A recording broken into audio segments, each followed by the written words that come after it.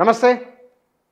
రెండు తెలుగు రాష్ట్రాలలో ఇటీవల జరిగిన పరిణామాలు, జాతీయ అంతర్జాతీయ పరిణామాలు, ఆ పరిణామాల ప్రభావాలు తెలుగు సమాజం పైన, మన భారతీయ సమాజం పైన ఎట్లా ఉండబోతున్నాయి, ఈ అంశాలకు సంబంధించి మనం తెలుసుకుందాం.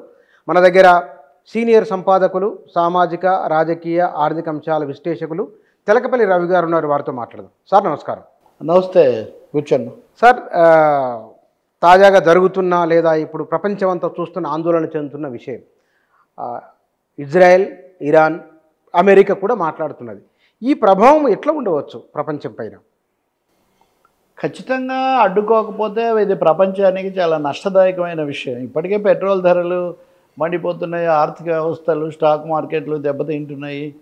భారతదేశం మరింత ప్రత్యక్షంగా కూడా దెబ్బతింటుంది. ఎందుకంటే ఇరాన్ మనకు కొద్ది గొప్ప మిత్ర దేశం. ఈ మధ్య మోదీ వచ్చిన తర్వాత, లేకపోతే బీజేపీ పెరిగిన తర్వాత ఇజ్రాయిల్ మనకు మిత్ర దేశం అన్నట్టుగా మనం మాట్లాడుతున్నాం. కానీ నిజానికి మనకు పాలస్తీనా కానీ ఇరాన్ కానీ ఎక్కువ మిత్ర దేశాలు. మనకు చబ్బహార్ రేవును అది ఏర్పాటు చేసుకోవడానికి అన్నిటికీ అసలు పైప్ లైన్ వేసుకోమని చెప్పింది ఇరాన్ మనకు.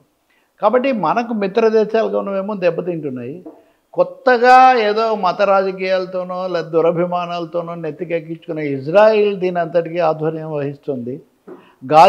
గాజాలో పుట్టిన ప్రతి శిశువు ఇజ్రాయిల్కి ఆగర్భ శత్రువే అని ప్రకటించాడు ఒకడు, ఉదాహరణకు. అట్లా అక్కడ గాజాలో మారణహోమం చేస్తూ అది ఇంకా అవ్వకుండానే రెండోది ఇక్కడ మొదలు పెడుతున్నారు. కాబట్టి తప్పకుండా ఇది ప్రపంచానికి చాలా నష్టం, భారతదేశానికి మరింత నష్టం. ఒక ముక్కలో చెప్పాలంటే అంతర్జాతీయ దృశ్యాన్ని ఒక రావణ కాష్టంలాగా మార్చేస్తున్న పెద్ద కుటిల వ్యూహం ఇది. దీంట్లో ఇజ్రాయిల్ ముందు కనిపిస్తుంది. ఇప్పుడు తెర వెనక నుంచి మనకు క్రైమ్ సినిమాల్లో విలన్ సగం తర్వాత కనిపించినట్టుగా ఇప్పుడు నేరుగా అధ్యక్షుడు ట్రంప్ స్వయంగా రంగంలోకి దిగి తనే ఇప్పుడు ఆధ్వర్యం వహిస్తానంటున్నారు. కాబట్టి ఖచ్చితంగా ఇది చాలా నష్టదాయకం, వినాశకరం. అంటే ఇక్కడ వారు అంటున్నమాట, టెర్రరిస్టులకు ఇరాన్ మద్దతునిస్తూ ఉన్నది. వాళ్ళ హమాస్ కావచ్చు, హెజ్బుల్లా కావచ్చు, ఇలాంటి మంచిది కాదు కదా అని ఒక ఆర్గ్యుమెంట్ తెస్తున్నారు వాళ్ళు. అసలు ఇజ్రాయిల్ కంటే ఇజ్రాయిలే పుట్టుకే టెర్రరిస్ట్ దేశం. అది ఏర్పడమే ఒక పాలస్తీనా అనే దాన్ని ఏర్పడనీయకుండా చేసి, ఇప్పటికి కూడా వాళ్ళకి దేశం లేకుండా చేసి, అది లెబనాన్ మీద ఒకరోజు, ఇంకో దేశం మీద ఒకరోజు. ఇజ్రాయిల్ అసలు ప్రశాంతంగా ఎక్కడుంది? ఇజ్రాయిల్తో మనం చేతులు కలపాలని చెప్పేవాళ్ళు కూడా ఎందుకు చెప్తున్నారు? మనం ఇతరులను అణిచిపెట్టడానికి, నిఘా వేయడానికి ఇజ్రాయిల్ మనకు బాగా ఉపయోగపడుతుంది. మొన్న ఆపరేషన్ సింధూర్లో కూడా ఇజ్రాయిల్ ఇచ్చినవి వాడుతున్నాం, ఇది కదా. కాబట్టి అణచివేతకు లేకపోతే ఎవరినో తొక్కిపట్టడానికి ఇజ్రాయెల్ రోల్ మోడల్ అని ఒకవైపున చెప్తున్న వాళ్ళే అటువంటి దేశాన్ని వాళ్ళు టెర్రరిజం మీద పోరాటం అసలు ఎలా చేయగలుగుతారు? టెర్రరిజం పెరుగుదల అన్నది రావడానికి ఒక మూల కారణం అసలు ఈ విధానాలు. ఇప్పుడు 1949, 47, 49 మధ్య రెండో ప్రపంచ యుద్ధం అయిన తర్వాత పాలస్తీనియన్లకు వాళ్ళ ఉన్న దేశంలో నుంచి వాళ్ళని వెళ్ళగొట్టి ఇజ్రాయెల్ కోసం ఒక దేశం అనే ఒకటి క్రియేట్ చేయమన్నారు, ఎవరు కాదనలేదు. కాబట్టి అప్పటి నుంచి పాలస్తీనియన్లకు దేశమే లేదే. ఒక చిన్న మున్సిపాలిటీ లాగా ఒకటి ఇచ్చి దాంట్లో కూడా మళ్ళీ గాజాలో బతకనీయకుండా ఈ దురాక్రమణ అంతా చేస్తుంది ఇజ్రాయెల్. భారత పాకిస్తాన్ మధ్యలో మొన్న ఘర్షణ జరిగితేనే ప్రపంచంలో అంత దాని మీద అయింది. మీరు ఒక మాట గమనించండి, ట్రంప్ మాటలు అయిన తర్వాత అమెరికా అధికార ప్రతినిధి ఒక మాట అన్నాడు, ఇప్పటి వరకు అమెరికా పౌరుడు ఎవరు చనిపోలేదు కాబట్టి మేము యుద్ధంలోకి ప్రవేశించలేదు అని. అంటే ఒక్క పౌరుడు చనిపోయాడు అని చెప్పగలిగితే, అటువంటి ఆధారం ప్రచారంలోకి వస్తే అమెరికా రంగంలోకి దిగిపోతుంది. టెహ్రాన్ ఖాళీ చేసి వెళ్ళిపోండి చెప్పేశారు కదా. టెహ్రాన్లో ఉన్న న్యూక్లియర్ వీటి మీద మేము నిఘా వేయబోతున్నాము. బుచ్చన్న, ఇప్పుడు ప్రపంచంలో అణ్వస్త్ర వ్యాప్తి నిరోధక ఒప్పందం NPT ఉంది. ఆ తర్వాత దీని అంతటినీ పర్యవేక్షించే IAEA ఉంది, ఇంటర్నేషనల్ అటామిక్ ఎనర్జీ, IAEA ఉంది. వీళ్ళందరూ మేము అణ్వస్త్రాల వ్యాప్తిని అరికడతామని చెప్తూ ఉంటారు. కానీ ఇజ్రాయిల్ నా దగ్గర అణ్వస్త్రం ఉంది అని చాలా కాలం తర్వాత బహిరంగంగా ప్రకటించింది. ఇజ్రాయిల్ మీద ఏం చర్యలు తీసుకున్నారు వీళ్ళు? దక్షిణాఫ్రికా మీద వీళ్ళు ఏం చర్యలు తీసుకున్నారు? అదేమో శ్వేతజాతి దురహంకారం, ఇదేమో యూదు జాతి అహంకారం. వీళ్ళని ఏం చేయరు. కాబట్టి అరబ్ దేశాల మీద లేదా భారత్ లాంటి వర్ధమాన దేశాల మీద వీళ్ళు దాడి చేస్తుంటారు. అందువల్ల ఇప్పుడు ఇరాన్ కొన్ని పొరపాట్లు చేయలేదు, ఇట్లాంటిది ఇక్కడ సమస్య కాదు. ఇరాన్ ఇరాక్ యుద్ధం జరిగినంత వరకు ఇరాన్ వీళ్ళకి స్నేహం.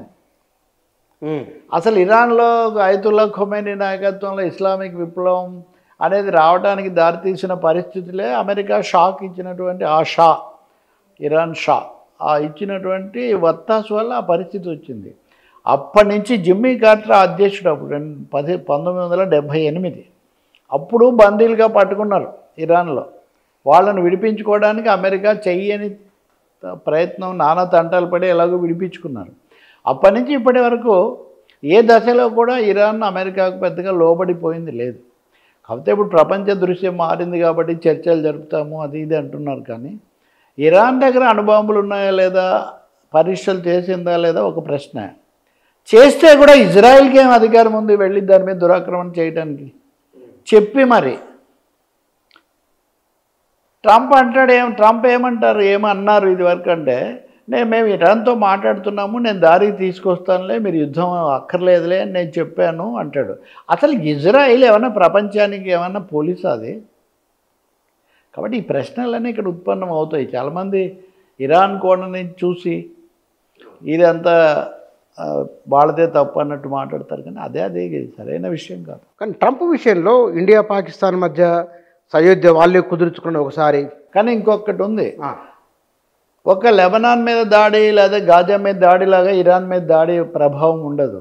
ఇరాన్ పెద్ద దేశము, దాని దగ్గర కావాల్సినంత చమురు సంపద ఉంది, ఆయుధాలు కూడా ఉన్నాయి. మీరే చెప్తున్నట్టుగా అణ్వస్త్రానికి దగ్గరగా ఉందని కూడా మీరే చెప్తున్నారు. ఇప్పుడు టెల్ అవీవ్ మీద అంటే ఇజ్రాయెల్ రాజధాని మీద వాళ్ళు కూడా 300 డ్రోన్లు 400 వేశారు. అక్కడి నుంచే టెల్ అవీవ్ మీద వేయగలిగిన శక్తి కూడా వాళ్ళకు ఉంది. అలాగే అమెరికాకు సంబంధించినటువంటి హార్మోన్ జలసంధి దాంట్లో వాళ్ళ సైనిక స్థావరాల మీద కూడా దాడి చేస్తారనే ఆందోళన ఉంది. కాబట్టి ఇరాన్ ప్రతీకార చర్య తీసుకునే అవకాశం ఇరాన్కు చాలా ఎక్కువగా ఉంది. అది ఇద్దరికీ నష్టమే. అది అక్కడ దాకా వస్తారా? లేకపోతే మీరు చూడండి, ఏ దేశ అధ్యక్షుడైనా ఖొమైనీని చంపుతాము అని ఇజ్రాయెల్ ప్లాన్ తయారు చేసింది, నేనే ఆపానని చెప్పి. సరే ఎంత ధైర్యం సార్, ఒక దేశం సార్వభౌమిక దేశం. ఇరాన్ అంటే అందులో పెర్షియన్ అది. ఆమె హైదరాబాద్కు పెర్షియాకు ఎన్నో సంబంధాలు ఉన్నాయి. మన రెవెన్యూ పదజాలం మొత్తం పెర్షియన్ పదాలు ఎన్నో ఉంటాయి దాంట్లో. అంత పెద్ద చరిత్ర కలిగిన దేశాన్ని దేశాధ్యక్షుడిని చంపుతానని ఎవరో చెప్పారని ఈ అధ్యక్షుడు బహిరంగంగా చెప్తుంటే, ఇప్పుడు కూడా ఏమంటున్నాడు ఆయన, ఖొమైనీ ఎక్కడున్నాడో మాకు తెలుసు కానీ మేము చంపాలనుకోవట్లేదు. ఎంత దురహంకారపూరితమైన ప్రకటన అండి ఇది ఒక దేశాధ్యక్షుని గురించి. గతంలో అలాగే చంపారు. అంతకుముందు మొసాదిక్ అని ఉండేవాడు ఇరాక్లో, ఇరాన్ అధ్యక్షుడుగా పాలకుడు, ఆయన అలాగే చేశారు.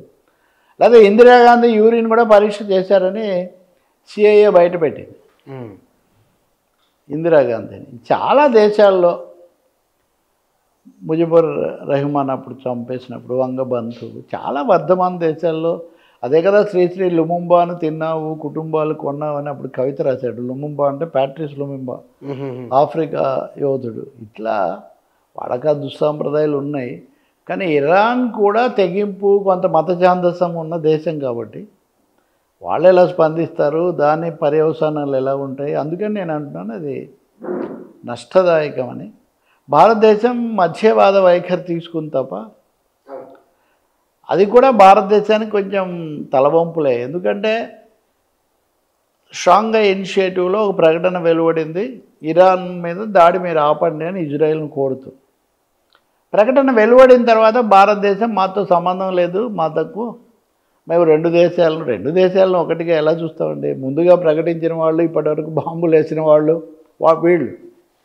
కాబట్టి మనం అది ముగియాలని కోరుకోవాలి. మనం కోరుకుంటున్నాం కానీ ట్రంప్ కోరుకోవట్లేదు. ఆయన ఎగదోయడానికే సిద్ధంగా ఉన్నాడు. కానీ ఇక్కడ అజయ్, ట్రంప్ భారత్ పాక్ విషయంలో కూడా ఆయన నరేంద్ర మోదీ అన్నారు, లేదండి ట్రంప్కు సంబంధం లేదు, మేము మాట్లాడుకుని ఒక అంగీకారానికి వచ్చినామని చెప్పినప్పటికీ కూడా తను అట్లా మాట్లాడడం ఏమిటి? మరొకసారి తనకు సంబంధం లేదని ఒకసారి, తానే ఆపినని ఒకసారి, ఇట్లా చెప్పడం ఏమిటి? సార్ సంబంధం లేదని ఆయన ఇంతవరకు చెప్పలేదండి. ఆయన చెప్పాడని వీళ్ళు సంబంధం లేదని ఇంతవరకు చెప్పలేదు. చెప్పాడు అనే వీళ్ళు ప్రచారం చేస్తున్నారు. కానీ ఖచ్చితంగా ట్రంప్ రేపు పొద్దున వీళ్ళు కూర్చొని పరిష్కరించుకుంటారని చెప్పాడు. ఆ సమయంలో మనం పరిష్కరించుకున్నాం. ఇంకా అందులో రెండో అభిప్రాయం ఏం లేదు. అసలు ఈ గడ్డ మీద ఒక అది లేకుండా చేస్తానన్నట్టు అన్నారు మోదీ గారు. అది సంధి కుదుర్చుకున్నా, అంటే సంధి కాకపోయినా కాల్పుల విరమణ కుదుర్చుకున్నారు కదా. ఇప్పుడు మీరు ఇంకో కోణం నుంచి చూడండి. వీళ్ళు చెప్పినట్టు ట్రంప్ చెప్తే ఒప్పుకోలేదు అనుకుందాం. అంటే మనమే అంత తొందరగా ఒప్పుకున్నామా? అంటే అంతకుముందు మాట్లాడిన దానికి ఇంత తొందరగా కుదుర్చుకోవడానికి ఏమైనా పొంతన కుదురుతుందా? అసలు గడ్డ మీదే, ఆ గడ్డ భూమండలం మీద లేకుండా చేస్తామన్నది, నేనైతే కాల్పుల విరమణ జరగడాన్ని స్వాగతిస్తాను, అది మంచిదే. కాబట్టి ఖచ్చితంగా జరిగే ఈ సంభాషణలు ఆయన ముందే కాలజ్ఞానిలాగా ప్రకటించాడు. ఆ షెడ్యూల్ మీరు ఫాలో అయ్యారు. అయిన తర్వాత విదేశాంగ మంత్రి జయశంకర్ చెప్పింది ఏంటంటే, మాకు చాలామంది చెప్పారు మీరు కుదుర్చుకోమని, మీరు కాదు వాళ్ళతోనే ఫోన్ చేయించండి అని మేము చెప్పాము, వాళ్ళు చేశారు. ఈ వాక్యాన్ని మీరు అర్థం చేసుకుంటే దీని అర్థం ఏంటండి? బుచ్చెన్నని మాట్లాడమని చెప్పండి అని నేను చెప్పానంటే దాని అర్థం ఏంటంటే అది మధ్యవర్తిత్వమా కాదా? అస్సలు మాట్లాడే ప్రసక్తి లేదు. నేను ఆయన ఫోన్ కూడా లిఫ్ట్ చేయను అంటాను నేను, అంతే కదా. నేను సిద్ధంగా ఉంటేనే కదా ఆయన చేయమనండి అని నేను చెప్తాను. ఇంకా మూడోది మీరన్న చివరిది, నిన్న మొన్న మోదీ G7 సమావేశాలకు వెళ్ళినప్పుడు ఆ సమయంలో ఈ ప్రస్తావన వచ్చింది. తన దగ్గరే అన్నాడు ఈయన, నీకేం సంబంధం లేదా నేను మీకు అదే చెప్తున్నా. ట్రంప్ హడావుడిగా వెళ్ళిపోయాడు సమావేశం నుంచి. ఎందుకంటే టెహ్రాన్ గురించి తను ఏదో చేయబోతున్నానని హడావుడి నాటకీయత సృష్టించి వెళ్ళాడు. వెళ్ళే ముందు మోదీని తనతో కలవమని అడిగాడు. నాకు లేదు, టైం లేదు, ఆగలేను, మళ్ళీ వస్తానని చెప్పి ఈయన కూడా వచ్చేసాడు. ట్రంప్ ఎందుకు హడావుడిగా వెళ్ళిపోయాడు? వెళ్ళి చేసింది ఏంటి? పాకిస్తాన్ సైన్యాధికారి జనరల్ మునీర్తో విందు తీసుకున్నాడు ఆయన వెళ్ళి, నెంబర్ 1. నెంబర్ 2, మోదీ ప్రధానమంత్రి మోదీ ట్రంప్తో 35 నిమిషాలు ఫోన్లో మాట్లాడాడు. He made it clear to Trump that there is no mediation between India and Pakistan. మాకు మేమే అవగాహనకు వచ్చాం కానీ మా మధ్య ఎవరి మధ్యవర్తిత్వం లేదు అని ట్రంప్కు మోదీ స్పష్టం చేశాడు. ఇది కదా వార్త. ఇది కూడా మనకు చెప్పింది ఎవరు? విదేశాంగ కార్యదర్శి విక్రమ్ మిస్త్రీ. నేను ఇందాకటిదే మళ్ళీ చెప్తున్నాను, బుచ్చెన్న ఇలా చేశాడు అని ఒక వార్త ఉంటే బుచ్చెన్నతో నేను మాట్లాడినప్పుడు ఏమని చెప్తాను? బుచ్చెన్న గారు మీకేం సంబంధము, మేము కుదుర్చుకున్నాము, మీరు ఎందుకు ఇలా చెప్తున్నారు, మీరు ఇలా లేనిపోయిన మాటలు చెప్తే కుదరదని నేను చెప్తాను. మీ గురించి మీకు క్లారిఫై చేయడం ఏంటండి? ట్రంప్ నేను చేశానని చెప్తుంటే ట్రంప్కి క్లారిఫై చేయడం ఏంటండి? అది కూడా ఫోన్లో 35 నిమిషాలు మాట్లాడతారా నిజంగా అంత తీవ్ర పరిస్థితి ఉంటే? ఆ తర్వాత రాత్రి ట్రంప్ ఒక ప్రకటన చేశాడు. పాకిస్తాన్ విషయానికి మళ్ళీ వద్దాం. ఏమని చెప్పాడు? 2 nuclear countries resolved the dispute between themselves అని చెప్పాడు. నా పాత్ర లేదని అక్కడ ఏం చెప్పలేదు, వాళ్ళిద్దరూ పరిష్కరించుకున్నారని తెలివిగా చెప్పి నేను సహాయం చేశాను అన్నాడు. ఇంకా అంతకంటే ఏమన్నాడు? ఐ లవ్ పాకిస్తాన్ అన్నాడు. సార్ పాకిస్తాన్ కాదు అని ఎవడన్నా అంటే కూడా వాడి గొంతు పిసగాలన్న స్థాయిలో మాట్లాడారు కదా మన దేశంలో. పాకిస్తాన్ పేరు ఎత్తిన వాడంతా కూడా ఊరికే పేరు ఎందుకు ఎత్తినా సరే విమర్శించడానికైనా. మరి అటువంటిది ఐ లవ్ పాకిస్తాన్ అన్న ట్రంప్ మీద చిన్న విమర్శ చేయగలిగారా వీళ్ళు? I love Pakistan, I love Modi personally. India, I love India కాదు. అంటే he's loving Pakistan more than India. Modi ఆయనకు వ్యక్తిగత స్నేహం ఉంది అని ఆయన మోదీకి చెప్తున్నాడు. మోదీ కూడా దానికి తగినట్టే 35 నిమిషాలు ఆయనతో ఫోన్లో మాట్లాడుతున్నాడు. 35 నిమిషాలు ఫోన్లో మోదీతో మాట్లాడిన ట్రంప్ వెళ్ళి మునీర్తో కూర్చుంటున్నాడు. మునీర్తో ఎందుకు కూర్చుంటున్నాడు? మనం మాట్లాడుతున్న 2 అంశాలకు సంబంధం ఉంది. ఇరాన్ మీద దాడిని పాకిస్తాన్ వ్యతిరేకిస్తుందేమో, పాకిస్తాన్ మంచి చేసుకోవాలి, పాకిస్తాన్కి ఇంకొంచెం 4 బిస్కెట్లు ఇచ్చి దగ్గర చేసుకోవాలన్నది ట్రంప్ ప్లాన్. కాబట్టి ట్రంప్కు ప్రిఫరెన్స్ పాకిస్తాన్. మోదీకి మనం హౌదీ మోదీ అని, నమస్తే ట్రంప్ అని చాలా హడావుళ్ళు చేసాం. ఎప్పుడు మోదీ చిటికేస్తే చాలు ట్రంప్, అవేం జరగలేదు ఇక్కడ. భారతదేశం మన సార్వభౌమత్వం, మన గొప్పతనం. మనం అమెరికా ముందు ఒక విధంగా మెత్తబడ్డాం, సాగిలబడ్డాం. ఇజ్రాయెల్ మీద ప్రకటనతో కూడా మాకు సంబంధం లేదని మనం చెప్పాం. కాబట్టి మనకు సంబంధించినంత వరకు ట్రంప్ దౌత్యం, దాని దౌత్యం అని కూడా అనలేము, ఆదేశమేమో తెలీదు. ఇంకా చివరి మాట చెప్తాను నేను. నిజంగా చివరి మాట. ప్రతిపక్షాలు ఏమడిగాయి? పార్లమెంట్ ప్రత్యేక సమావేశం పెట్టండి, మీరు పార్లమెంట్ పెట్టి సగర్వంగా ప్రకటించండి, ట్రంప్కి ఏం సంబంధం లేదు, భారతదేశాన్ని గురించి ఇంకెవరైనా ఇలాంటి ప్రకటనలు చేస్తే మేము సహించే ప్రసక్తి లేదు, మాది మహత్తరమైన వేల సంవత్సరాల చరిత్ర అవన్నీ కలిగిన దేశం అని అవేం చేయట్లేదు. మీరు ట్రంప్తో మాట్లాడి ఆయన చెప్పాడు అని ఈయన చెప్తున్నాడు. ఇదంతా తిలకాష్ట మహిష బంధనం అని ఉన్నదని అటు తిప్పి చెప్పడం అనమాట. ఇది చాలా పొరపాటు అండి. జరిగింది. మన దేశం యొక్క పాత్ర స్థానం కొంచెం దెబ్బతిన్నాయి, సందేహం ఏం లేదు. అన్నీ అయిన తర్వాత పుండు మీద కారం చల్లినట్టు ఆయన పాకిస్తాన్ జనరల్ను పిలిచి ఆయనతో విందు చేసి చక్కగా మంతనాలు జరిపారు. అది ఫ్యాక్ట్. సార్ ఇక్కడ మన తెలుగు రాష్ట్రాల విషయానికి వద్దాం సార్. అంటే జాతీయ పరిణామాలు ఇవాళ జరుగుతున్నాయి కాబట్టి కొన్ని విషయాలు మాట్లాడినాం. బనకచెర్ల విషయాన్ని అటు ఆంధ్రప్రదేశ్లో తెలంగాణలో ఒక పెద్ద సమస్యగా చూడడం, మీడియా కూడా దానికి చాలా ప్రాధాన్యతనిస్తూ ఉన్నది. ఇందులో వివాదం ఉందా? ఉంటే ఏమిటది? నదీ జలాలు, అంతర్రాష్ట్ర నదీ జలాలు ఎప్పుడు సమస్య లేదు. రాష్ట్రాలు రెండు రాష్ట్రాలు విడిపోయాక ఎగువ రాష్ట్రంగా తెలంగాణ ఉంది, దిగువ రాష్ట్రంగా ఆంధ్రప్రదేశ్ ఉంది. ఆన్ గోయింగ్ ప్రాజెక్టులు కొత్తగా నిర్మించుకునే ప్రయత్నం తెలంగాణ చేస్తుంది. అంతకుముందు నిర్మించబడి అష్యూర్డ్ వాటర్ అనుకునే ఆంధ్రప్రదేశ్లోనే సమస్యలు తప్పకుండా వస్తాయి. పోలవరం అసలు అంతర్రాష్ట్ర ప్రాజెక్టు, అది కేంద్రం చేయాలి వాస్తవంగా. సో పోలవరం దగ్గర గోదావరిలో సముద్రంలో కలిసే గోదావరి జలాలు ఎత్తిపోసి బనకచెర్లకు మరలిస్తాను అన్నది చంద్రబాబు నాయుడు ప్రాజెక్ట్. నిజంగా పోలవరం దగ్గర ఎత్తిపోయడం అన్నది కేంద్రానికి సంబంధించిన విషయం. నెంబర్ 1, ప్రాజెక్టు నీళ్ళు ఎవరికి వచ్చినా కానీ. సో కేంద్రం పాత్ర లేదు. ఇప్పుడు కేంద్రానికి వెళ్ళి చెప్తున్నాం అంటున్నారు, బాగానే ఉంది. మొన్న కేంద్ర మంత్రి కిషన్ రెడ్డి, ఆయన రాష్ట్ర బీజేపీ అధ్యక్షుడు కూడా తెలంగాణకు ఆయన ప్రకటన చేశాడు. కేంద్రం ముందు తెలంగాణ ప్రభుత్వం తన ప్రతిపాదనలు పెట్టి అనుమతి తెచ్చుకోవాలని డిమాండ్ చేశాడంట. అరే మీరు తెలంగాణలో అధికారంలోకి వస్తూ ఉంటున్నారు, మీరు ఆంధ్రలో అధికారంలో పాలు పంచుకుంటున్నారు, కేంద్రంలో మీరే అధికారంలో ఉన్నారు, దర్జాగా మీరే చొరవ తీసుకొని తెలంగాణకు మేలు చేసే విధంగా, అలాగే ఆంధ్రప్రదేశ్ సమస్య పరిష్కరించే ఒక ద్వైపాక్షిక పరిష్కారం మీరు కుదుర్చవచ్చు కదా, ఎందుకు మీరు కుదర్చట్లేదు?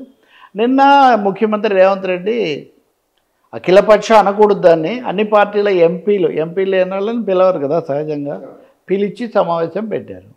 సమావేశానికి వచ్చిన BRS MLA MP Ravichandra Vaddiraju ఆయన కొన్ని అభ్యంతరాలు ఏమనేది తర్వాత బయటకు వచ్చేసారు. సో అక్కడ కాంగ్రెస్ బీజేపీ వాళ్ళు ప్రధానంగా ఉన్నారు, అంతే కదా. వాళ్ళ మధ్యలో అక్కా తమ్ముడు అన్నట్టుగా ఇద్దరు పాలమూరు బిడ్డలు కదా, ఇద్దరు మాట్లాడుకున్నారు. వాడు పొద్దున్నే పోతారు, మనం 11 గంటలకు లేస్తామని రేవంత్ రెడ్డి ఇలాంటి సెలవులు లేశారు. ఇవన్నీ బాగానే ఉన్నాయి, కానీ సారాంశం ఏంటి? ఇది నిజంగా మన రాజకీయ పార్టీల యొక్క కపట వర్తనని తెలియజేస్తుంది. రెండు రాష్ట్రాల్లో కూడా రేవంత్ రెడ్డి ఆయన్ను చంద్రబాబు శిష్యుడు అంటారు, మిత్రుడు అంటారు, ఏదైతే ఆ శిబిరం నుంచి వచ్చాడు. ఆయన ఈ మధ్య సగర్వంగా చెప్పుకున్నట్టుగా నేను ఎలిమెంటరీ ఎడ్యుకేషన్ ఏమో అక్కడ, స్కూల్ ఏమో అక్కడ, కాలేజ్ ఏమో చంద్రబాబు దగ్గర, ఉద్యోగం ఏమో రాహుల్ గాంధీ దగ్గర అన్నాడు. సో ఉద్యోగంలో ఉన్న సౌలభ్యం ఏంటంటే ఎప్పుడైనా బదిలీ కావచ్చు, ఎప్పుడైనా వీఆర్ఎస్ తీసుకోవచ్చు, ఎప్పుడైనా డెప్యుటేషన్ మీద వేరే పార్టీకి పోవచ్చు. మరి ఉద్యోగం అనే మాట జాగ్రత్తగానే వాడినట్టున్నాడు రేవంత్ రెడ్డి, అంతే కదా. ఉద్యోగం కాదు నిజానికి తెలంగాణకు నేతృత్వం ఆయన వహించేది. ఏదో మాట వరుసకు ఏదో అన్నాడని మనం అనుకోవటం గౌరవంగా ఉంటుంది. సో ఆయన ఏమన్నాడంటే, ఆయన బాల్ చంద్రబాబు కోర్టులోకి విసిరేశాడు. ఏమని అంటే, గోదావరి నదిలో 3000 టీఎంసీలు అనవసరంగా సముద్రంలో కలిసిపోతున్నాయి, వాటిని నేను వాడుకుంటే మీకు ఇబ్బంది ఏంటి అని మీరు అంటున్నారు. అలా అయితే మేము 920 టీఎంసీలో ఆ మేరకు తెలంగాణలో కొత్త ప్రాజెక్టులు కట్టుకుంటాము, మీరు మాకు ఒక ఎన్ఓసి నో అబ్జెక్షన్ సర్టిఫికేట్ ఇవ్వండి, మేము పూర్తి చేసుకుంటాం, మీరు అది కట్టుకోవచ్చు నిరభ్యంతరంగా అని చెప్పాడు. నిజంగా ఇది తెలివైన వాదన. నిజంగా ఇవ్వలేరు వాళ్ళు, ఇవ్వరు కూడా. ఎందుకంటే ఇప్పటికే కాళేశ్వరంకు సంబంధించిన అభ్యంతరాలు అలాగే ఉన్నాయి, పోలవరం గురించి రకరకాలవి నడుస్తున్నాయి, ముంపు ప్రాంతాలు అవి, ఇట్లాంటి సమస్యలు. రెండో సమస్య చంద్రబాబుకే కాకుండా కేసీఆర్ కూడా టెండర్ పెట్టాడు రేవంత్ రెడ్డి. కేసీఆర్, జగన్మోహన్ రెడ్డి ముఖ్యమంత్రులుగా ఉన్నప్పుడు జరిపిన సమావేశాలు 4 సార్లు జరిపారు. ఆ సందర్భంగా ఈ వృధా అవుతున్న జలాలు సద్వినియోగం కావడం కోసం నదుల అనుసంధానం చేసి ఈ జలాలు ఫలానా దగ్గర కట్టి తుపాకులకు కూడా అనుకుంటా రాయలసీమకి నీళ్లు వాడుకోవచ్చు అని కేసీఆర్ చాలా మంచి మనసుతో ముందుకు వస్తే నేను ఒప్పుకున్నానని జగన్మోహన్ రెడ్డి అసెంబ్లీలో చెప్పాడు. అందరికీ కావాల్సిన నీళ్లు ఉన్నాయి అని కేసీఆర్ కూడా తెలంగాణ శాసనసభలో చెప్పాడు. అంటే చంద్రబాబు నాయుడే కాకుండా కేసీఆర్ కూడా ఇక్కడ చాలా మిగులు జలాలు ఉన్నాయి, రాయలసీమలో వాడుకోవచ్చు అని ఆయన కూడా కమిట్ అయి ఉన్నాడు. ఈ మేరకు జగన్మోహన్ రెడ్డి కూడా కుదుర్చుకొని ఉన్నాడు అని. అప్పుడు కూడా బీజేపీ కేంద్రంలో ఉంది, వీళ్ళందరితో మంచిగానే ఉంది అప్పుడు ఆ పార్టీ. కాబట్టి వీటి మీద మీ అభిప్రాయాలు చెప్పండి అని రేవంత్ రెడ్డి ఒక విధంగా వాటినే ఫిక్స్ చేసే విధంగా చెప్పాడు. మూడోది, చంద్రబాబు నాయుడుకి మోదీ దగ్గర పలుకుబడి ఉంది కాబట్టి అన్నిటికీ అనుమతులు తెచ్చుకుంటానంటే కుదరదు అని కూడా ఒక విసురు. భగవంతుడికి భక్తుడికి అనుసంధానమైనది అంబికా దర్బార్ అగరబత్తి అన్నట్టుగా మోదీకి చంద్రబాబుకు చాలా బంధం ఉంది. నిజానికి ఇచ్చింది ఏం లేదు ఆంధ్రప్రదేశ్కి అదనంగా, ఊరికి అందరినీ అలా మాయ చేయడం తప్పిస్తే అది నమ్మకంతో ఉన్నారు కదా కాంగ్రెస్ నమ్మకం ప్రజలని నమ్మమంటున్నారు. చంద్రబాబు ఏమన్నా అంత అమాయకుడా, మోదీ ఎలా చేస్తారు అవి తెలియనంత ప్రజలను నమ్మమంటున్నారు, లేదా నమ్మించే విధంగా మాట్లాడుతున్నారు. నిజంగా అయితే ఇప్పటివరకు విశాఖ బుక్కే గ్యారంటీ లభించలేదు కదా, ఏపీకి సంబంధించి ఏమొచ్చింది కేంద్రం నుంచి. కాబట్టి ఈ పరిస్థితుల్లో అఖిలపక్ష సమావేశం కాకపోయినా అన్ని పార్టీల ఎంపీల సమావేశం రేవంత్ రెడ్డి పెట్టారు తెలంగాణలో. బీఆర్ఎస్ వాళ్ళు బయటికి వెళ్ళిపోయి ఆయన మా మాటలు వక్రీకరించారు, మేము అలా చెప్పలేదు అది ఇదని హరీష్ రావు ఒక ప్రకటన ఇచ్చాడు. ఈరోజే వాళ్ళ పత్రికలో బ్యానర్ కూడా కేసీఆర్ అందరినీ సిద్ధం కమ్మన్నారు ప్రాజెక్టుల కోసం అది ఇదని. 10 ఏళ్ళు వాళ్ళ అధికారంలో ఉన్నారు, మరి ఇప్పుడు కొత్తగా మళ్ళీ సిద్ధం కావడం ఇవన్నీ ఎందుకో మనకు తెలియదు. అంటే ఒక రాజకీయమైన ఏమనాలి పోటీ లాంటిది తెలంగాణలో పార్టీల మధ్య జరుగుతుంది. మీరు ఆంధ్రాకి రండి, ఇప్పుడు 2 రాష్ట్రాలు అన్నారు కాబట్టి. అవును సార్, ఇక్కడ వచ్చారు సార్. ఈ బనకచెర్ల మీద కాంగ్రెస్ టీఆర్ఎస్ ఇద్దరు మాట్లాడుకుంటున్నారు కదా, ప్రజలు నిజంగానే ఎవరిని విశ్వసించే అవకాశం ఉన్నది ఈ ఆర్గ్యుమెంట్లో? దట్స్ వాట్ అయితే ఇప్పుడు నేను చెప్పిన దాన్ని బట్టి నేను ఆంధ్రాది కూడా చెప్పాక మీకు సమాధానం లభిస్తుంది. ఓకే, ఆంధ్ర గురించి చెప్పండి. ఆంధ్రప్రదేశ్ కదా అసలు ఈ ప్రాజెక్టు, అసలు ఈ ప్రాజెక్టుకు డిపిఆర్ అయితే అనుమతి వచ్చిందా? పూర్తిగా రాలేదు. అసలు ఈ ప్రాజెక్టుకి డబ్బులు ఉన్నాయా? లేవు. ప్రైవేట్ ప్రాజెక్ట్ అంటే ఇప్పటి వరకు ప్రైవేట్ ఆసుపత్రులు ఉన్నాయి, ప్రైవేట్ స్కూళ్ళు ఉన్నాయి, ఇప్పుడు ప్రైవేట్ రైళ్లు కూడా ఈ మధ్య కొన్ని ప్రైవేట్ ప్రాజెక్ట్ అంటే ప్రకృతికి ప్రజలకు సంబంధించిన నదీ జలాల మీద వేల కోట్ల ఖర్చు అయ్యే ప్రైవేట్ ప్రాజెక్ట్ అన్న సరికొత్త ఆలోచన చంద్రబాబు నాయుడు తీసుకొచ్చి కొంతకాలం పాటు వాళ్ళు యూజర్ ఛార్జెస్ వసూలు చేసుకోవచ్చు అంటే ఈ నీళ్ల మీద కూడా ఈ 2 ప్రభుత్వాలు ఉంటేనే ఎవరెన్ని నీళ్లు వాడుకున్నారని ఇన్ని గొడవలు వస్తున్నాయి.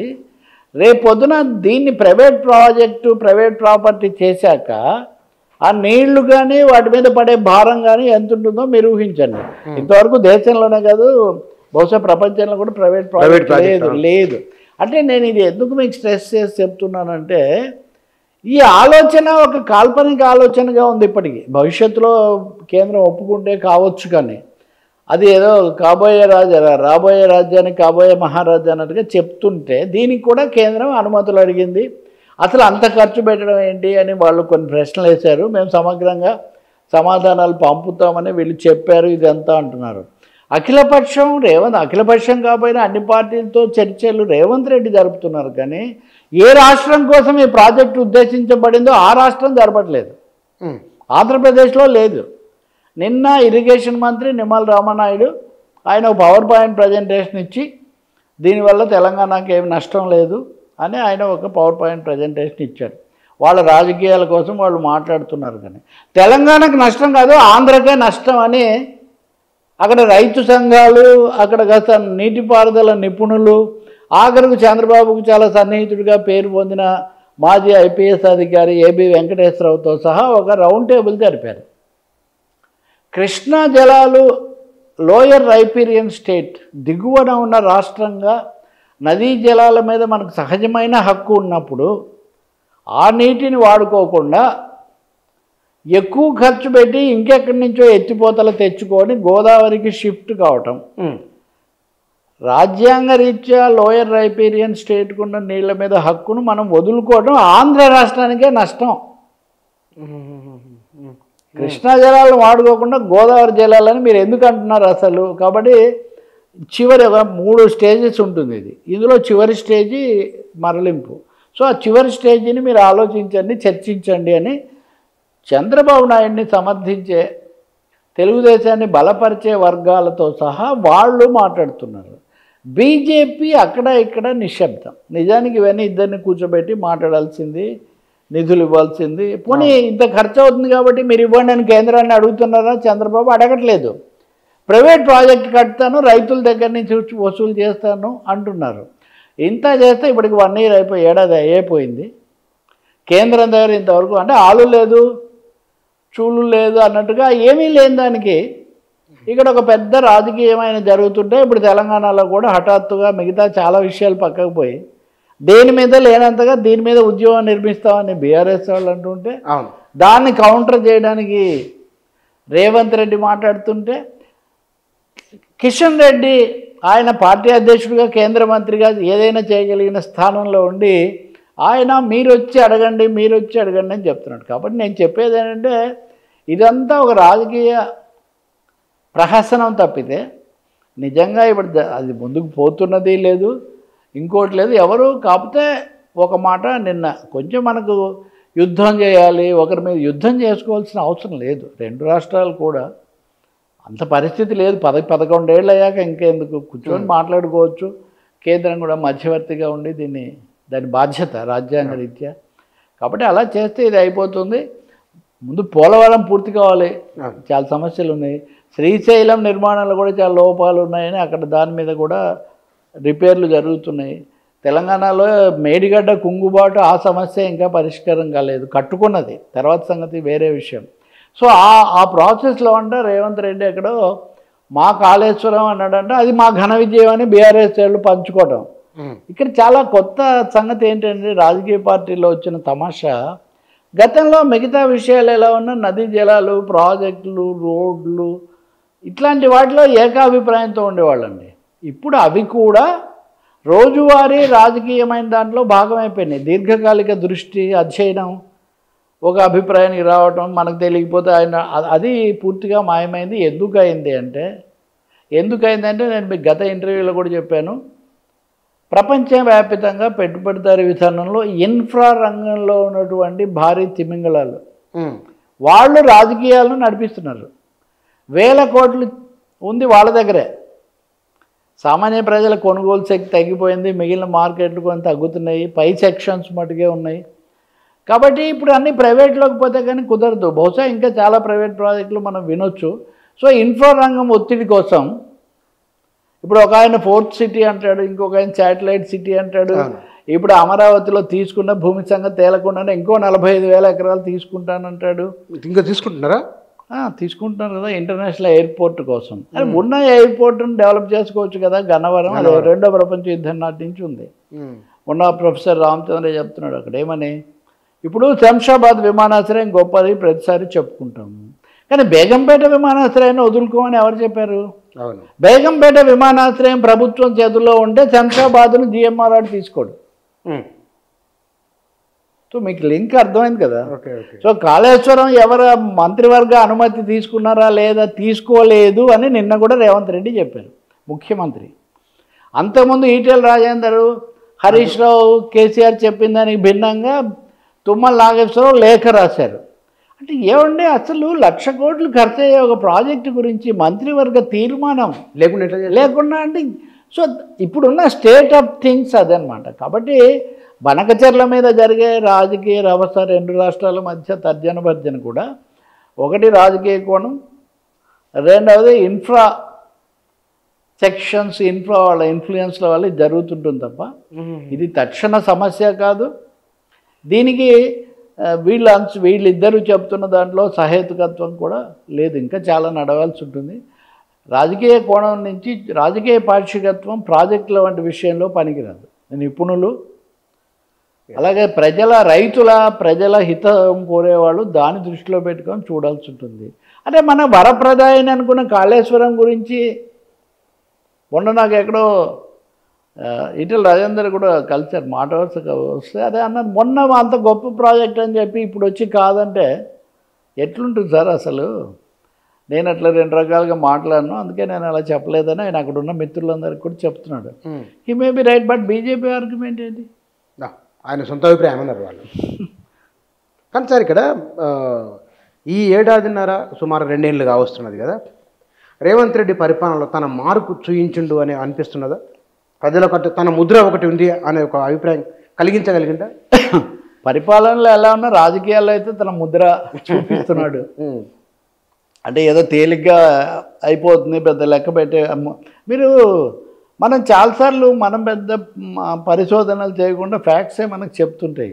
ఈ ప్రభుత్వం 2 నెలల కంటే ఉండదు, 4 నెలల కంటే ఉండదు అన్న ప్రకటన, 6 నెలలు, ఏడాది గొప్ప అన్నారు కదా. ఇప్పుడు ఏడాది అయితే దాటిపోయింది కదా.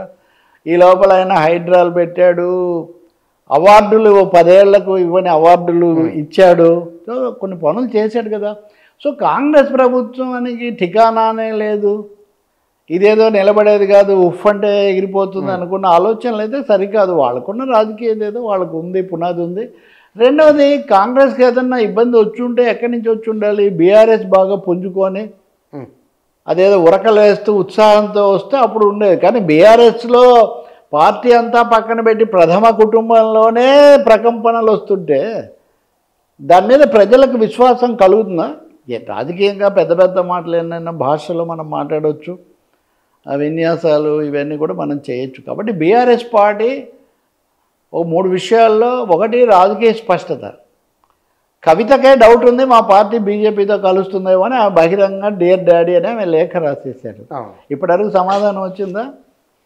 ఇప్పటి వరకు కవిత ప్రశ్నకు సమాధానం వచ్చిందా? రాలేదు. కవిత విమర్శించారా? పోనీ వాళ్ళ నాన్న కలుపుతానన్నారని కవిత ఏమైనా ఈ కాలంలో బీజేపీని విమర్శిస్తూ గట్టి పనులు ఏమన్నా చేశారా? ఒక ధర్నా ఏమైనా చేశారు? లేదు. సో వాళ్ళ నాన్నకు నోటీసులు లేదా వాళ్ళకు కొన్ని బీఆర్ఎస్ ప్రభుత్వానికి సంబంధించినవి తప్ప ఆమె కూడా ఏం చేయలేదు. కాబట్టి బీఆర్ఎస్ పార్టీకి రాజకీయ స్పష్టత లేదు. ఇప్పుడు ఇందాక మనం అనుకున్నది కూడా, ఈటెల రాజేందరు ఇంత పెద్ద సమస్య దొరికితే మరి ఆయన కూడా మేము మంత్రివర్గంలో నిర్ణయించామని ఆయన చెప్తున్నారు కదా. ఇబ్బందిలో పెట్టే పని ఆయన ఏం చేయలేదు కదా. ఇంకా మూడోది, ఈ ముగ్గురి ముసలంలాగా ఒక దశలో కేటీఆర్, కవిత, హరీష్ రావు అని వీళ్ళ మధ్యలో నడిచింది. అది పరిష్కారం అయిందా? అంటే టాప్ లీడర్షిప్లోనే, అంటే ఫ్యామిలీ పార్టీ, అన్ని ప్రాంతీయ పార్టీలో ఫ్యామిలీసే అనుకుంటే అక్కడే ఒద్దిక లేకుండా అది కూడా బహిరంగంగా నడుస్తుంటే, కేసీఆర్ విచారణకు హాజరవుతుంటే కవిత గారు వెళ్తే మాట్లాడలేదని మీడియాలో ఓపెన్గా వస్తుంది. అందువల్ల బీఆర్ఎస్ పుంజుకున్నది రాజకీయ స్పష్టత లేదు. పార్టీ యంత్రాంగానికి సంబంధించి ఒక కొలికి తెచ్చే పిలుపులు అట్లాంటివి లేవు.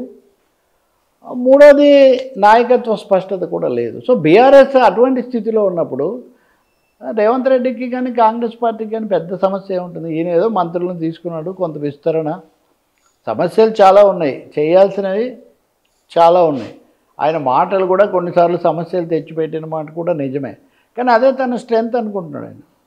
అందుకే నేను ఎక్కడో మాట్లాడాను కూడా, హౌలే మాటలనే, హౌలే, నేను రేవంత్ రెడ్డిని హౌలే అన్నానని అందరూ తప్పు పడుతున్నారు, ఇలా మాట్లాడితే హౌలే అనక ఏమంటానని కేటీఆర్ పునరుద్ఘాటిస్తున్నారు కదా.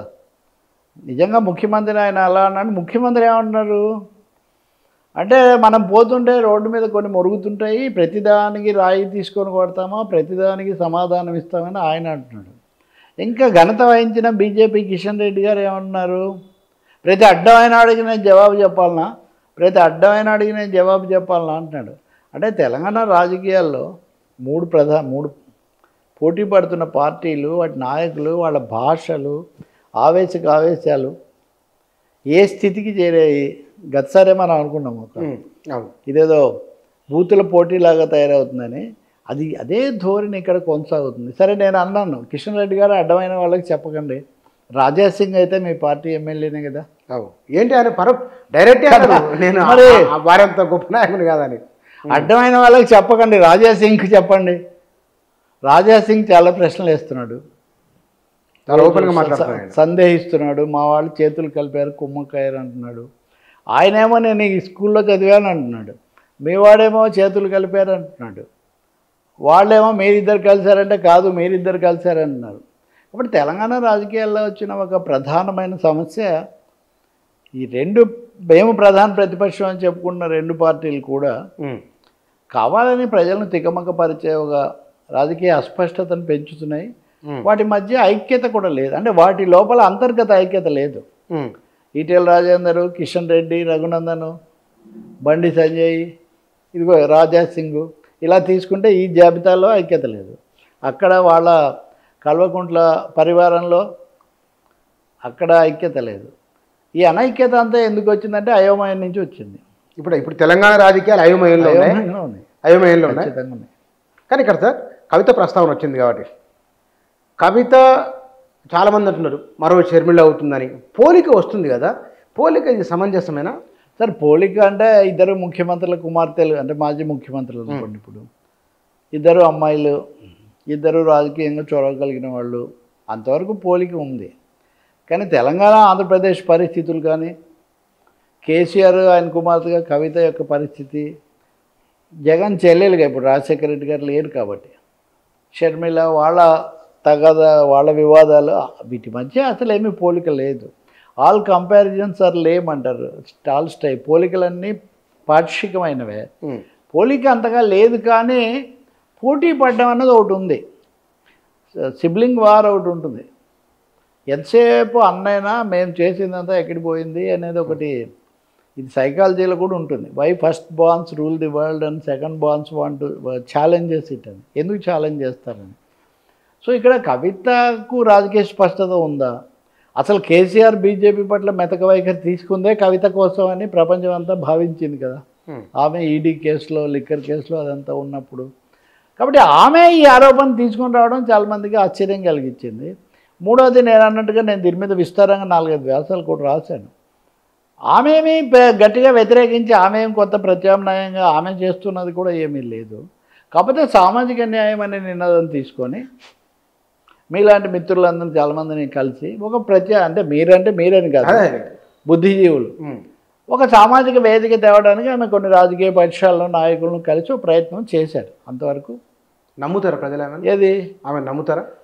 అంత ప్రత్యేకమైన స్థానం, ప్రత్యేకమైన ఉనికి ఎక్కడ ఉంది? ఇప్పుడు బీజేపీ ఒకటే సమస్య, బీఆర్ఎస్కు గండి పడితే బీఆర్ఎస్ ఏమాత్రమైనా దెబ్బతింటే దానివల్ల ప్రత్యక్ష ప్రయోజనం పొందేది బీజేపీ మొదటిది. ఎందుకంటే నెక్స్ట్ ఇప్పుడు మొన్న లోక్సభ ఎన్నికల్లో వీళ్ళకి 8, వాళ్ళకి 8, ఓవైసీకి 1 వేస్తే 0 వచ్చింది బీఆర్ఎస్కే కదా. అవును.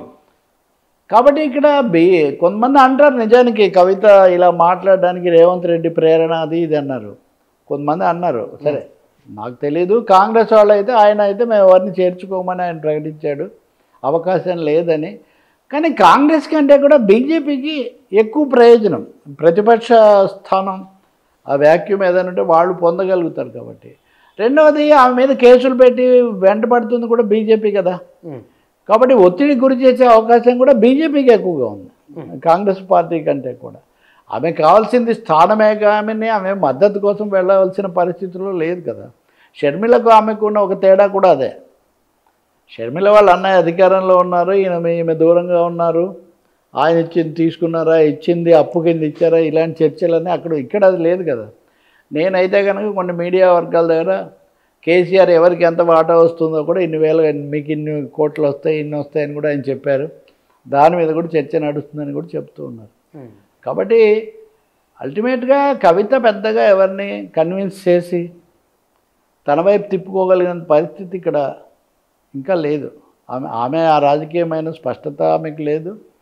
ఆమె పార్టీ పెట్టేంత పరిస్థితి ఉండకపోవచ్చు కూడా. అందుకనే ఆమె రెండో రోజు డే 1 నుంచి కేసీఆర్ జిందాబాద్ అనే నినాదం తీసుకున్నారు. కేసీఆర్ను విచారణకు పిలవద్దు, అలాగే కేటీఆర్ను మీరు విచారణకు పిలుస్తారా అని ఆమె తీరా చూస్తే ఆమె మొదట తెచ్చిన లేఖ మాటలకు తర్వాత ఆమె అనుసరించిన పద్ధతులకు ఏం పోలిక లేదు. వాళ్ళిద్దరూ వెళ్ళి విచారణకు వెళ్ళారు. ఇప్పుడు కేసీఆర్ కేటీఆర్ విచారణకు వెళ్ళి వస్తుంటే మీరేమో వాళ్ళని పిలుస్తారా అని మీరు ఆగ్రహం వ్యక్తం చేస్తున్నారు. మరి దీని మీద ఇంకా వ్యాఖ్యానం అవసరం లేదు కదా. కానీ సార్ ఇక్కడ ఆంధ్రప్రదేశ్లో షర్మిల కాంగ్రెస్ పార్టీని బలం తేగలరా, ఆ పార్టీకి నిలబెట్టగలరా బలంగా? మొన్న ఏదో పెళ్లి దగ్గర మీరు కూడా వచ్చినట్టున్నారు, చాలామంది కాంగ్రెస్ నాయకులు అన్ని పార్టీల వాళ్ళు కలిశారు నాకు. అక్కడ వచ్చిన ఇద్దరు కాంగ్రెస్ మాజీ ఎంపీలు ఏదో సార్ మా వాళ్ళు ఈమెను ఎందుకు తెచ్చిపెట్టారో, ఎందుకు నమ్ముతున్నారో, అసలు ఉన్నది కూడా నిలబెట్టుకోవడం మాకు కష్టంగా అవుతుంది అని వాళ్ళు సూటిగా చెప్తూ ఉన్నారు. రెండవది జగన్ షర్మిల ఆ వివాదంలో ఎవరు రైట్ ఎవరు కాదు కుటుంబపరమైన సమస్య, కానీ రాజకీయంగా కాంగ్రెస్ పార్టీకి మటుకు నష్టము, కాంగ్రెస్ను పెంచటము లేదా ప్రతిపక్ష పాత్ర పోషించటము, ఎన్డీఏ కూటమి బతకడానికి ప్రధాన కారణంగా ఉన్న పార్టీ ఆంధ్రప్రదేశ్ కదా. అటువంటిప్పుడు కాంగ్రెస్ చాలా తీవ్రంగా ఉండాలి కదా. అదేం లేదు, ఎంతసేపటికి జగన్ యాంగిల్ ఉన్నంతగా ఎన్డీఏ యాంగిల్ కూడా ఉండలేదు. అయినా మా వాళ్ళు అయితే ఇంకా ఆమెకి రాజ్యసభ సభ్యత్వం ఇస్తాం ఇట్లాంటివి మాట్లాడుతున్నారు అని ఒకరిద్దరు అక్కడ ఆవేదన వెలిబుచ్చుతున్నారు. కాబట్టి షర్మిల నుంచి పెద్దగా రాజకీయంగా ఆశించగలిగింది ఏం లేదు. ఆమెకి ఏమైనా పదవి ఇస్తామని వాళ్ళు చెప్పారా లేదా, జరుగుతుందా అది మనం చూడాలి. అప్పుడప్పుడు బీజేపీ కూడా మాట్లాడుతున్నారు, కానీ ఆమె తీవ్రమైన ప్రతికూలత విమర్శ జగన్ కోసం రిజర్వ్ చేయబడినట్టుగా కనిపిస్తుంది. ఫోన్ ట్యాపింగ్ విషయంలో కూడా చాలా సీరియస్గా రెస్పాండ్ అయ్యారు కదా. ఫోన్ ట్యాపింగ్ అందరూ ఖండిస్తారు కదా, ఖచ్చితంగా ఫోన్ ట్యాపింగ్ అనేది అది ఇంకొక పెద్ద $1 మిలియన్ క్వశ్చన్. ఫోన్ ట్యాపింగ్ సమస్య అనేది రంగం మీదకి వచ్చింది ఎప్పుడు? కేసీఆర్ మొదటిసారి ముఖ్యమంత్రిగా ఉన్నప్పుడు, రేవంత్ రెడ్డి తెలుగుదేశంలో ఉన్నప్పుడు, రేవంత్ రెడ్డి రిలేటెడ్ ఇష్యూ అదే ఎమ్మెల్సీ ఎన్నిక, ఆ సందర్భంలో ఆయన ప్రలోభ పెట్టడానికి ప్రయత్నించాడని అరెస్ట్ చేశారు. ఇదంతా అయింది. అప్పుడు చంద్రబాబు నాయుడు మా వాళ్ళు బ్రీఫ్డ్ మీ అన్నారని వీళ్ళు బయట పెట్టారు. అప్పుడు పరకాల ప్రభాకర్ మీరు ట్యాప్ చేశారా లేక ఏ విధంగా వచ్చింది మాకు చెప్పాలని ఛాలెంజ్ చేశారు ఆయన కమ్యూనికేషన్ అడ్వైజర్. కానీ చాలా ఆశ్చర్యకరంగా ఆ తర్వాత ఎప్పుడు తెలుగుదేశం అటువంటివి ఏం చేయలేదు. మరి వారం రోజుల్లో చంద్రబాబు నాయుడు విజయవాడకు అమరావతికి వెళ్ళిపోయాడు. అప్పుడు ఆ కథ ఆగిపోయిన కథ ఇప్పుడు మళ్ళీ మొదలైంది. ఇప్పుడు రేవంత్ రెడ్డి ముఖ్యమంత్రిగా ఉన్నారు, భారీగా ఒక సిట్ వేసి దీని మీద ఆయన విచారణ జరుపుతున్నారు. ఈ విచారణలో ప్రణీత్ రావు, శ్రవణ్ రావు, ఈయనెవరు ప్రభాకర్ తాజాగా ఈయన వచ్చి చాలా విషయాలు చెప్పాడు. ప్రభాకర్ చెప్పిన దాంతో ఏమాత్రం ఆలోచన శక్తి కలిగిన వాళ్ళైనా చాలా ఆందోళన చెందుతారు. అంటే రాజకీయ పార్టీల వాళ్ళ మీదే కాదు, వ్యక్తిగతంగా కూడా కుటుంబాల మీద, మామూలు వాళ్ళ మీద, జర్నలిస్టులు కూడా జర్నలిస్టుల మీద లేకుండా ఉంటుంది. మాలాంటి వాళ్ళు ఎప్పుడు వింటున్నారు అనుకునే మాట్లాడుతాం. కాబట్టి ఇవన్నీ జరిగాయి, వేల మందివి. కానీ ఆ సాక్ష్యాలు కూడా ధ్వంసం చేశాము అని కూడా ఆయన చెప్తున్నాడు. ఇలా చేయడం కోసం మావోయిస్టులతో వీళ్ళకి సంబంధం ఉంది అని మేము ఒక ఫేక్ కంప్లైంట్ కూడా క్రియేట్ చేసి దానితో దీన్ని తీసుకున్నామని. కాబట్టి ఓ పెద్ద దందా జరిగింది అనడంలో ఇంకా ఎలాంటి సందేహము అక్కర్లేదు. ఆయన అధికారికంగా దాదాపు ధృవీకరిస్తున్నారు. కాకపోతే ఆ నివేదిక బయటికి రాలేదు. మనం మీడియా స్టోరీస్ ఆధారంగా మాత్రమే మనం మాట్లాడుతున్నాం. సో ఈ క్రమంలో ఇన్ని చేసినప్పుడు కేసీఆర్ జగన్ అంత సన్నిహితంగా ఉన్నప్పుడు, పైగా షర్మిల కాంగ్రెస్లో ఉన్నారని కూడా గుర్తుపెట్టుకోవాలి. షర్మిల ఇప్పుడు వచ్చింది కాంగ్రెస్ ప్రభుత్వమే కదా. సో కేసీఆర్ ప్రభుత్వానికి చాలా వ్యతిరేకంగా ఉన్న ప్రభుత్వము ఇక్కడ ఉన్నప్పుడు ఆమె కాంగ్రెస్లో చేరిన తర్వాత ఇంకా బహుశా కాంగ్రెస్లో చేరడము, జగన్తో తగాదా బయటికి రావడం ఇవన్నీ ఒకేసారి జరిగాయి. అంతకుముందంతా ఆమె కేసీఆర్ మీదే విమర్శలు చేస్తుండేవాళ్ళు. ఆమె పొలిటికల్ కెరీర్ మీరు చూస్తే ఫస్ట్ హాఫ్ అంతా కేసీఆర్ మీద ఆమె విమర్శ. జగన్ గురించి అడిగితే కూడా ఆంధ్రప్రదేశ్ విషయాలు ఇప్పుడు ఎందుకనే ఆమె అనేవాళ్ళు. సో చివరిలో ఆమె కాంగ్రెస్లో చేరడము, అన్నయ్య విషయం బయటికి రావటము, కేసులు ఇదంతా ఒకేసారి వచ్చింది. కాబట్టి ఇవన్నీ జరిగి ఉండడంలో ఏం సందేహం లేదు. అయితే ఇవన్నీ జగన్తో షేర్ చేశారు. వైవి సుబ్బారెడ్డి బాబాయ్ ఆయన వచ్చి ట్యాప్ చేసిన రికార్డు కూడా నాకు వినిపించారని ఆమె ఆరోపిస్తున్నారు. మరి దీని మీద సిట్టు కొత్త మలుపులు ఏమేమి తీసుకుంటుంది, వాళ్ళు ఏం అడుగుతారో మనం చూడాలి. మూడోది పెగాసస్ వరకు మనం విన్నాం. అవును. కాబట్టి అసలు ప్రైవసీ అనే దానికి ఏమాత్రం అర్థం లేకుండా పోతున్న పరిస్థితుల్లో సామాన్యుల పరిస్థితి ఏంటి? ముఖ్యంగా మీడియాలో ఉండి అందరితో మాట్లాడేవాళ్ళు, అన్ని విషయాలు లేకపోతే మీడియా వాళ్ళు, ఇప్పుడు ఐఏఎస్లు ఐపీఎస్లు లాంటి వాళ్ళు, వీళ్ళందరి పరిస్థితి ఏంటి? ఫేక్ కూడా సృష్టిస్తున్న పరిస్థితులు ఇవన్నీ కూడా వస్తున్నప్పుడు చాలా ఆందోళనకరమైన అంశమే. కాకపోతే దీన్ని కేవలం మన మీడియాలో ఒక సెక్షన్ కేవలం షర్మిల జగన్కి పరిమితం చేస్తే, ఇంకో సెక్షను చంద్రబాబు నాయుడు అప్పుడు జరిగిన దానికి వాళ్ళు పరిమితం చేస్తే, నేను ఇవన్నీ కూడా కాదు, నేను ఒక డెమోక్రటిక్ ప్రజాస్వామిక కోణంలో పౌరుల యొక్క గోప్యతా హక్కుకు, సంభాషణ హక్కుకు కలుగుతున్న ఆటంకం, దాడిని నివారించాల్సిన అవసరం చాలా ఉంది. గతంలో రామకృష్ణ హెగ్డే పదవి కోల్పోయాడు. ప్రధానమంత్రిగా చంద్రశేఖర్ కొద్ది రోజులు ఉన్నప్పుడు రాజీవ్ గాంధీ అలాంటి ఆరోపణ చేసేటప్పుడు చాలా రాష్ట్రాల్లో చాలా ప్రభుత్వాలు పోయాయి. ఇక్కడ రాజకీయ పార్టీలు ఏం ప్రధానంగా మాట్లాడలేదా? BRS totally silent. ఉదాహరణకు మేమేం చేయలేదని చెప్పట్లేదు. కాబట్టి పారదర్శకంగా బయటికి రావాలి. అలాగే ఆ ట్యాపింగ్ అనేది రాజకీయాల కోసం చేశారని ఆరోపణ చేస్తున్న ప్రభుత్వం ఈ విచారణను కూడా ఏదో రాజకీయ అవసరాల కోసం వాడుకోకూడదు. చట్టాన్ని కాపాడడం, పౌరుల యొక్క హక్కును కాపాడడం అన్న పద్ధతిలో ఇది జరిగితే మంచిది. సరే, రేవంత్ రెడ్డి ప్రభుత్వం విషయానికి వద్దాం. మంత్రివర్గంలో స్థానం రాలేదని కొందరు, కినుక వహించిన వాళ్ళు, అలక వహించిన వాళ్ళు రకరకాల పేరు నిలబడుతున్నాయి. వీళ్ళ వలన ఏమన్నా ఇబ్బంది ఉంటుందా, ఉండే సూచన ఉందా? ఖచ్చితంగా కాంగ్రెస్ పార్టీ అసమ్మతి, అసంతృప్తి, కవల పిల్లలు అని అంటారు. కాబట్టి కాంగ్రెస్లో అసంతృప్తి లేకుండా ఉండదు. కానీ అంతకంతకు రెండు వెర్షన్స్.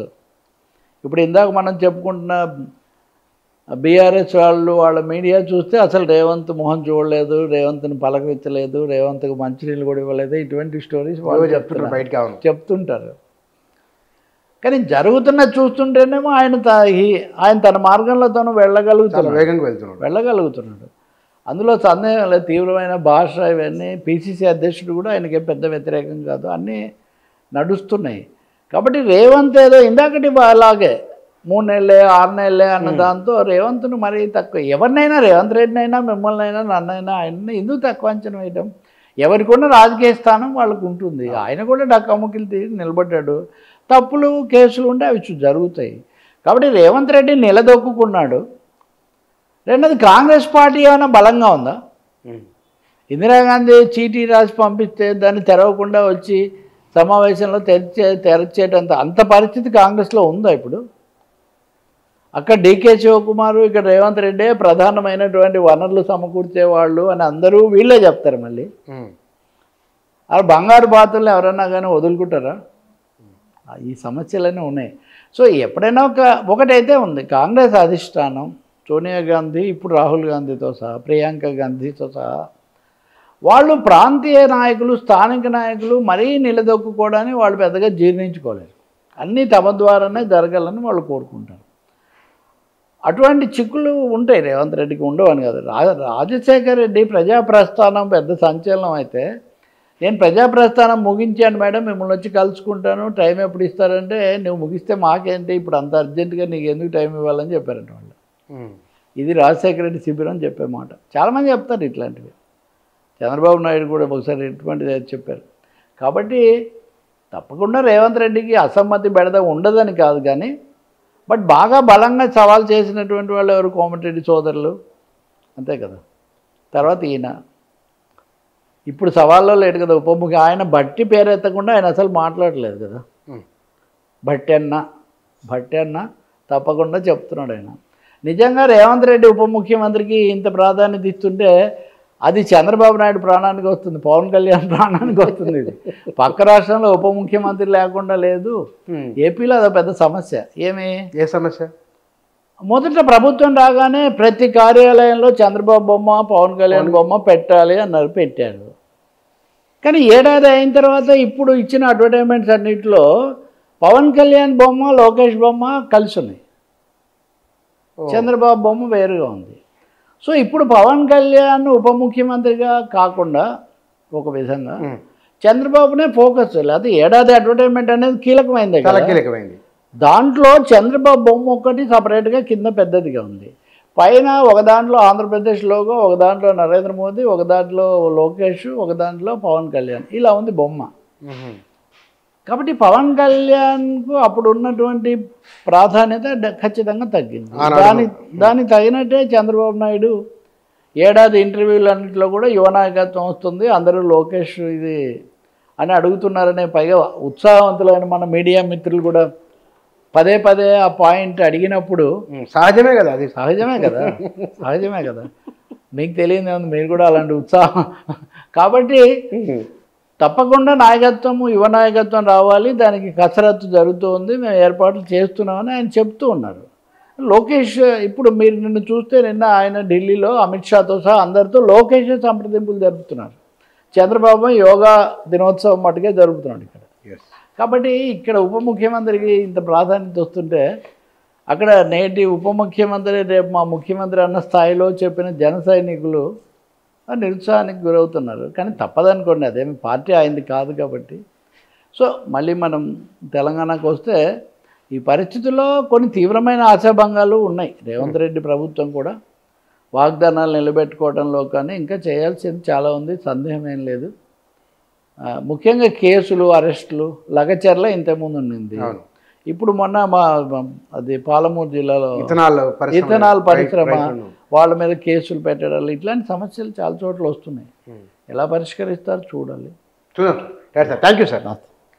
రెండు తెలుగు రాష్ట్రాల రాజకీయాలు, రాజకీయ పరిణామాలు, వాటి వెనుకున్న కోణాలు, అంతర్జాతీయంగా జరుగుతున్న పరిణామాలు, వాటి ప్రభావాలు ప్రత్యక్ష పరోక్షంగా మన పైన ఎట్లా ఉంటే అంశాలకు సంబంధించి వారి విశ్లేషణ ఇది. Thank you.